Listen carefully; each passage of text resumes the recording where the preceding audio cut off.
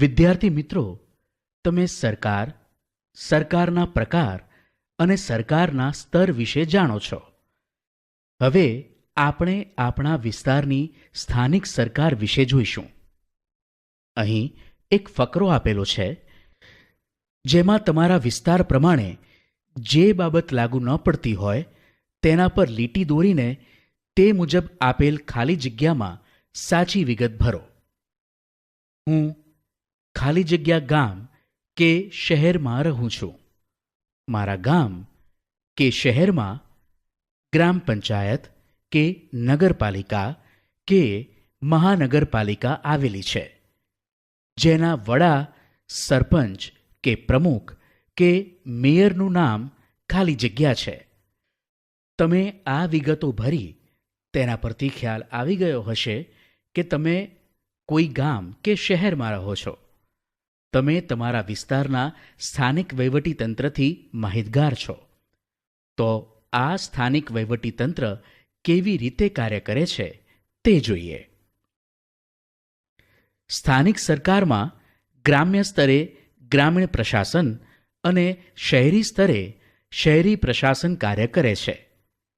આપણે ગ્રામીણ પ્રશાસનમાં પંચાયતી રાજનું 3 સ્તરનું માળખું સ્વીકારેલ છે. ગ્રામ કક્ષાએ ગ્રામ પંચાયત, તાલુકા કક્ષાએ તાલુકા પંચાયત, જિલ્લા કક્ષાએ જિલ્લા પંચાયત. સ્થાનિક કક્ષાએ લોકો મત આપીને પોતાના પ્રતિનિધિઓ ચૂંટે છે અને તેમના દ્વારા જ વહીવટ થાય તેને સ્થાનિક સ્વરાજ્ય કહે છે. આ સંસ્થા સ્થાનિક સ્વરાજ્યની સંસ્થાઓ કહેવાય છે. ગ્રામ પંચાયત, તાલુકા પંચાયત અને જિલ્લા પંચાયત એ ગ્રામીણ સ્થાનિક સ્વરાજની સરકાર છે. નગરપાલિકા અને મહાનગરપાલિકા એ શહેરી સ્થાનિક સ્વરાજની સરકાર છે. જાણવા જેવું, ભારતમાં પંચાયતી રાજની શરૂઆત રાજસ્થાનના નાગોર જિલ્લાના બગાદરા ગામથી 2 ઓક્ટોબર 1959થી થઈ. ગુજરાતમાં 1 એપ્રિલ 1963થી પંચાયતી રાજનો અમલ શરૂ થયો. ગ્રામ પંચાયતના પાયા પર આપણી બધી જ સરકારો ટકેલી છે. ગ્રામ પંચાયતથી ઉપર તાલુકા પંચાયત અને તેનાથી ઉપર જિલ્લા પંચાયત આવેલ છે. ત્યાર પછી રાજ્યની સરકાર જે રાજ્યનો વહીવટ સંભાળે છે, ગુજરાત રાજ્યનો વહીવટ ગુજરાત સરકાર સંભાળે છે. આપણા દેશનો વહીવટ કેન્દ્ર સરકાર ચલાવે છે. આમ આ બધાના મૂળમાં તો ગ્રામ પંચાયત જ છે. પંચાયતી રાજમાં સૌથી મહત્વનું એકમ ગ્રામ પંચાયત છે. રચના: સ્થાનિક સ્વરાજ્યની સંસ્થામાં સૌથી પાયાનું એકમ ગ્રામ પંચાયત છે. 500થી 25,000 સુધીની વસ્તી ધરાવતા ગામમાં ગ્રામ પંચાયતની રચના કરવામાં આવે છે. ગ્રામ પંચાયતમાં ઓછામાં ઓછા 8 અને વસ્તીના આધારે વધુમાં વધુ 16 ચૂંટાયેલા સભ્યો હોય છે. ગ્રામ પંચાયતના વડાને સરપંચ કહે છે. દર 5 વર્ષે ગ્રામ પંચાયતના સભ્યો અને સરપંચની ચૂંટણી થાય છે. ગામના મતદારો પ્રત્યક્ષ રીતે મત આપીને સરપંચને ચૂંટે છે. વોર્ડના સભ્યને જે તે વોર્ડના મતદારો ચૂંટે છે. ગ્રામ પંચાયતની ચૂંટણી કોઈ પણ રાજકીય પક્ષ દ્વારા કે કોઈ રાજકીય પક્ષના પ્રતીક પર લડાતી નથી. ગ્રામ પંચાયતનો વહીવટ: ગ્રામ પંચાયતના સરપંચ અને સભ્યો મળીને ગામના વિકાસના કામો અંગે ઠરાવો કરીને ગામના વિકાસના કામો નક્કી કરે છે. સરકાર તરફથી તલાટી કમ મંત્રીની નિમણૂક કરવામાં આવે છે. તે વહીવટી કાર્ય સંભાળે છે, કરવેરાની વસૂલાત કરે છે, ગ્રામ પંચાયતના અહેવાલ, પત્રકો અને અંદાજપત્ર તૈયાર કરી તેના હિસાબો રાખવાનું કામ કરે છે. ગ્રામ પંચાયતના કાર્યાલયને ગ્રામ સચિવાલય પણ કહેવામાં આવે છે. ગ્રામ પંચાયતની આવકના સાધનો: પાણી વેરો, સફાઈ વેરો, મિલકત વેરો, દુકાન વેરો, રાજ્ય સરકાર અને કેન્દ્ર સરકાર તરફથી મળતું અનુદાન. ગ્રામ પંચાયતના કાર્યો: ઘર નંબર આપવા, ઘર વપરાશ અને પીવાના પાણીની વ્યવસ્થા, ગામના રોડ રસ્તા બનાવવા, ગામના રસ્તાની સફાઈ અને ગંદા પાણીનો નિકાલ, જાહેર મિલકતની જાળવણી, ગામમાં આરોગ્ય વિષયક જાળવણી, ગામમાં દીવાબત્તીની વ્યવસ્થા, ગામમાં પ્રાથમિક શિક્ષણ સહિત શિક્ષણ સુવિધા, જાગૃતિ અને ફેલાવો, ગ્રામ વિકાસનું આયોજન, ગામના ખેતરોના પાકની સંભાળ અને ગૌચરની જાળવણી, જમીન દફતરની જાળવણી, જન્મ મરણનું રજિસ્ટર નિભાવવું. ગ્રામસભા. સામાન્ય ભાષામાં કહીએ તો ગ્રામસભા એટલે ગામના લોકોને ભેગા કરવા.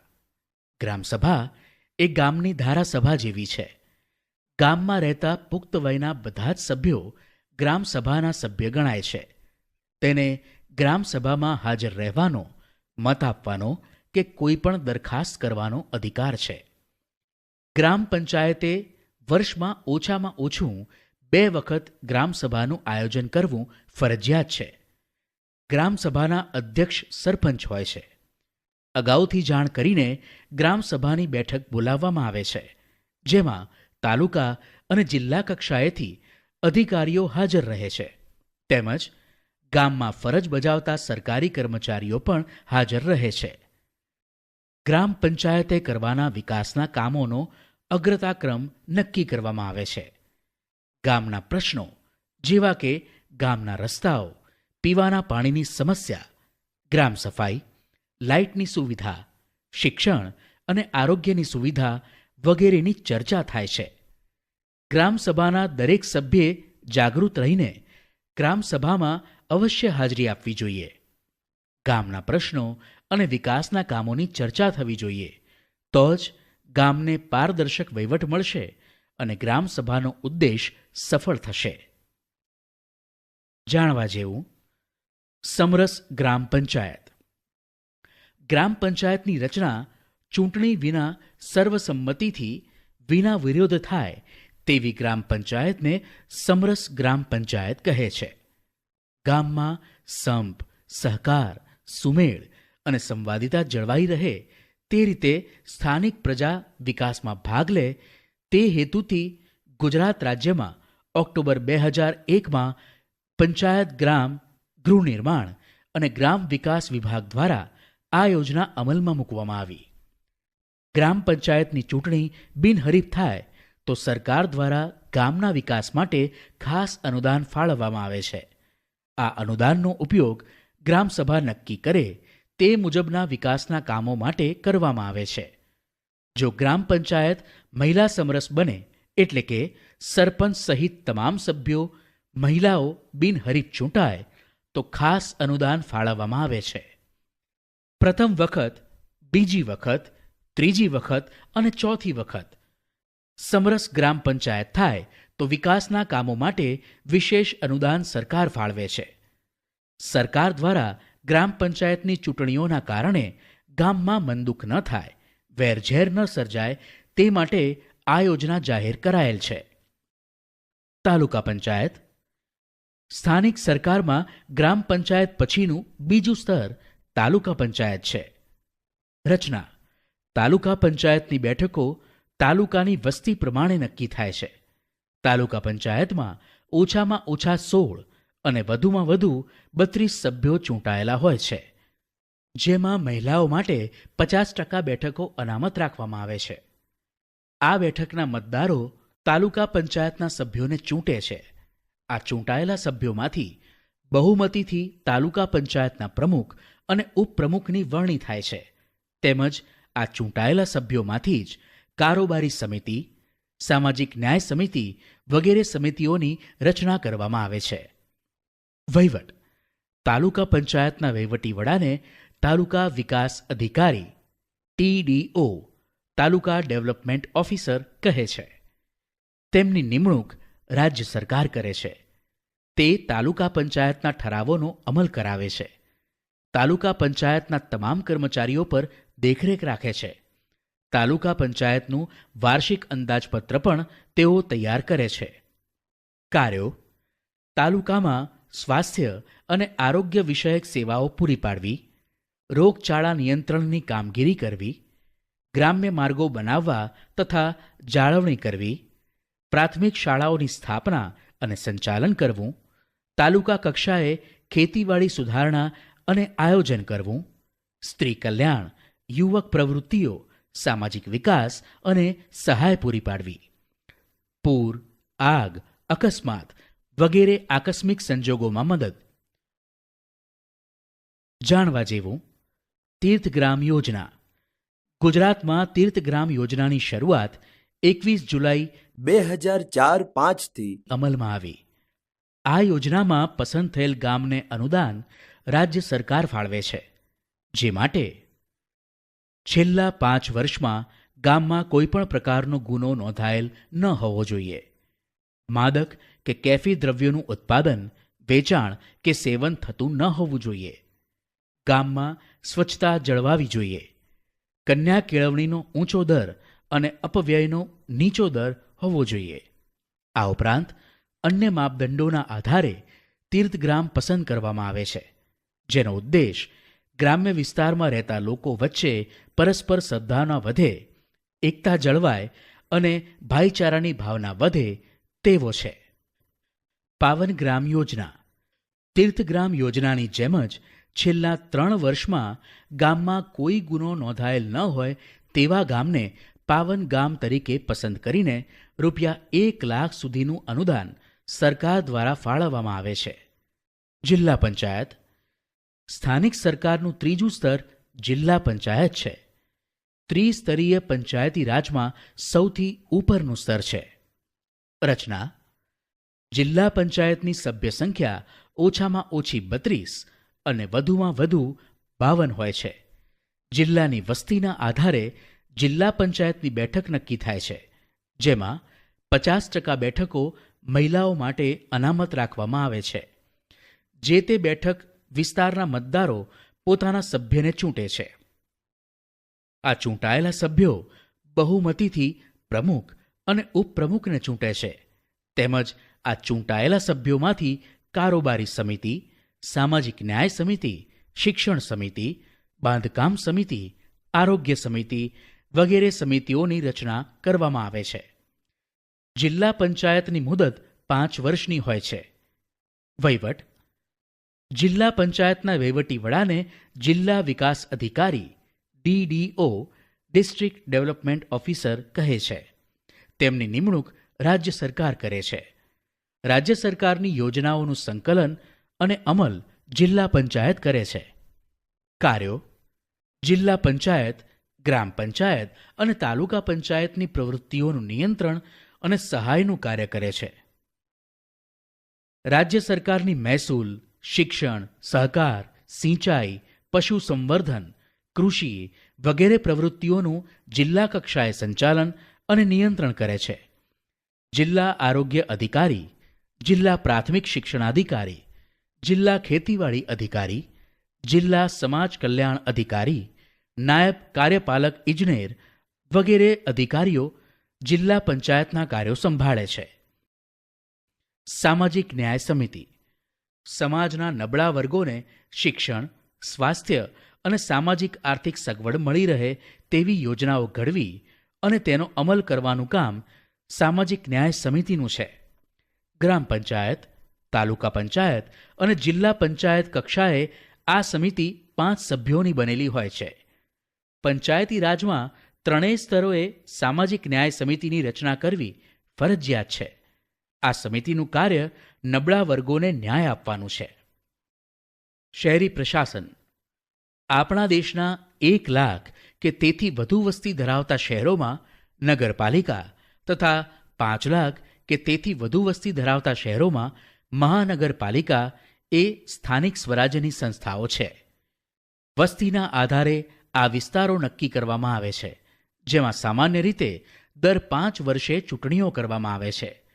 શહેરના મતાધિકાર ધરાવતા તમામ મતદારો ચૂંટણીમાં ભાગ લઈ શકે છે. નગરપાલિકા. સામાન્ય રીતે 25,000થી વધુ વસ્તીવાળા શહેરોમાં નગરપાલિકા હોય છે. નગરપાલિકાની સભ્ય સંખ્યા ઓછામાં ઓછી 28 હોય છે. રચના: નગરપાલિકા વિસ્તારને વસ્તીના આધારે વિવિધ વોર્ડમાં વહેંચવામાં આવે છે. એક વોર્ડમાં 4 સભ્યો હોય છે, જેમાંથી 50% મહિલા અનામત સભ્યો હોય છે. જેમાંથી ચૂંટાયેલા સભ્યોમાંથી પ્રમુખ, ઉપપ્રમુખની વરણી કરવામાં આવે છે. પ્રમુખ એ ચૂંટાયેલા વડા છે. તેમનો કાર્યકાળ 2.5 વર્ષનો હોય છે. તેઓ નગરપાલિકાનું અધ્યક્ષપદ સંભાળે છે. વહીવટ: ચૂંટાયેલા સભ્યોમાંથી વિવિધ સમિતિઓ બનાવવામાં આવે છે, જેમાં કારોબારી સમિતિ, નાણાં સમિતિ, આરોગ્ય અને સફાઈ સમિતિ, બાંધકામ સમિતિ વગેરે ઉપરાંત જરૂર મુજબની અન્ય સમિતિઓ રચવામાં આવે છે. નગરપાલિકાના વહીવટી વડા ચીફ ઓફિસર ગણાય છે. તેમની નિમણૂક રાજ્ય સરકાર કરે છે.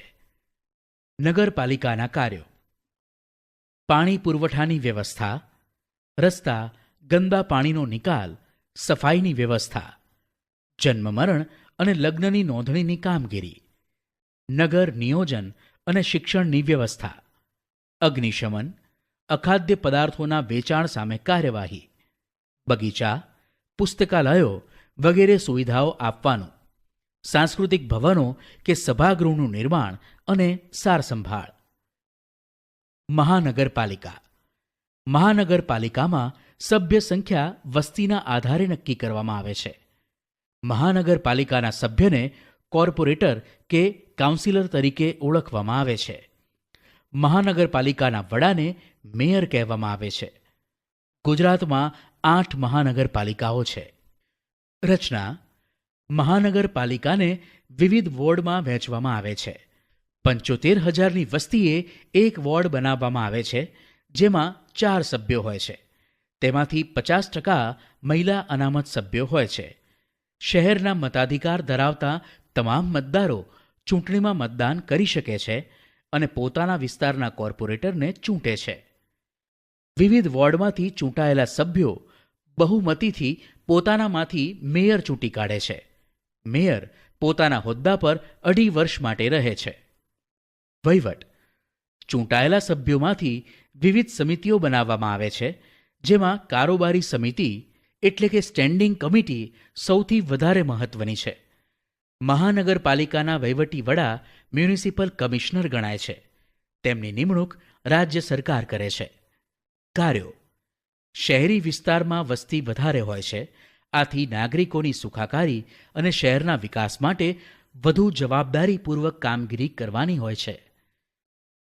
જાહેર સ્વચ્છતા અને આરોગ્યની જાળવણી, પીવાના ચોખ્ખા પાણીની વ્યવસ્થા અને વિતરણ, ગટર વ્યવસ્થા, સાફસફાઈ અને ગંદા કચરાનો નિકાલ, રસ્તાઓ બનાવવા અને જાળવણી, રસ્તા પર લાઇટની વ્યવસ્થા, પ્રાથમિક શિક્ષણની વ્યવસ્થા, પુસ્તકાલય, ક્રીડાંગણો અને બાગ બગીચા બનાવવા, ખાદ્ય સામગ્રીમાં થતી ભેળસેળ અટકાવવી, જન્મ મરણ અને લગ્નની નોંધણી કરવી. કલેક્ટર જિલ્લાના વહીવટી વડા છે. તેઓ કલેક્ટર ઉપરાંત જિલ્લા ન્યાયાધીશ, ડિસ્ટ્રિક્ટ મેજિસ્ટ્રેટ અને જિલ્લા ચૂંટણી અધિકારી તરીકે કામગીરી પણ કરે છે. તેઓની ભરતી કેન્દ્રીય જાહેર સેવા આયોગ યુપીએસસી દ્વારા અને બઢતીથી થાય છે. તેમને રાજ્ય સરકાર નિમણૂક આપે છે.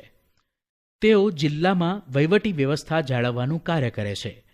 જિલ્લામાં જીવન જરૂરિયાતની ચીજવસ્તુઓની અછત ન સર્જાય તે નિશ્ચિત કરવાનું કાર્ય કલેક્ટરનું હોય છે. કલેક્ટર સમગ્ર જિલ્લાના વડા ગણાય છે. પંચાયતી રાજમાં જિલ્લા કલેક્ટરની ભૂમિકા મહત્વની છે. જિલ્લા સ્તરે તમામ વિભાગોના કામોનું સંકલન અને સંચાલન કરે છે. સમગ્ર જિલ્લાના વિકાસ માટે બનેલી જિલ્લા આયોજન સમિતિના સચિવ કલેક્ટર હોય છે. તેઓ ગ્રામ પંચાયતની સભ્ય સંખ્યા નક્કી કરે છે.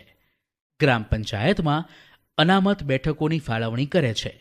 અનુસૂચિત જાતિ, અનુસૂચિત જનજાતિ, સામાજિક અને શૈક્ષણિક રીતે પછાત વર્ગના લોકો તથા મહિલાઓ માટે સરપંચનો હોદ્દો અનામત રાખવાનો નિર્ણય કરે છે.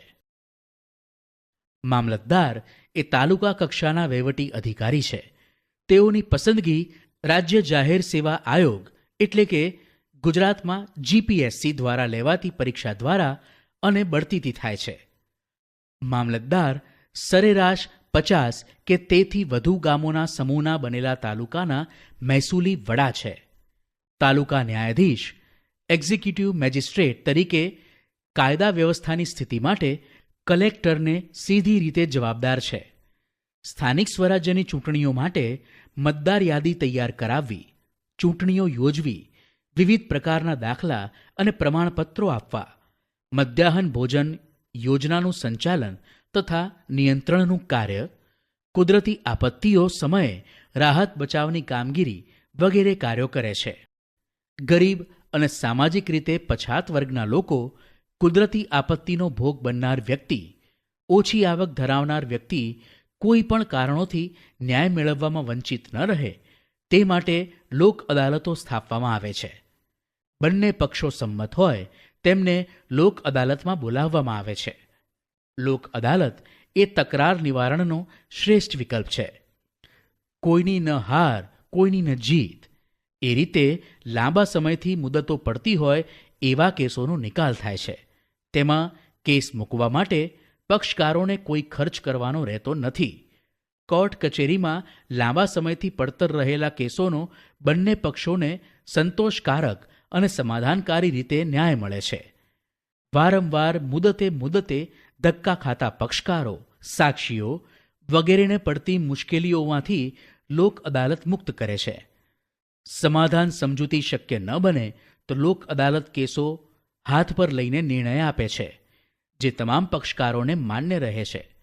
લોક અદાલતનો હુકમ અંતિમ રહે છે. લોક અદાલતથી વિવાદનો અંત આવે છે, બંને પક્ષોને ન્યાય મળે છે અને પરસ્પર ઝઘડતા માણસો વચ્ચે સમાધાન થાય છે. નાણાં અને સમયનો બચાવ થાય છે. ગુજરાત કાનૂની સેવા સત્તામંડળ, ગુજરાત હાઈકોર્ટ, અમદાવાદ દ્વારા ગુજરાત રાજ્યના જિલ્લાઓમાં કાયમી લોક અદાલતની સ્થાપના કરવામાં આવેલ છે. કાયમી લોક અદાલતમાં કેસ દાખલ કરવા માટે અથવા કોઈ કાર્યવાહી કરવા માટે કોઈ કોર્ટ ફી ભરવાની રહેતી નથી.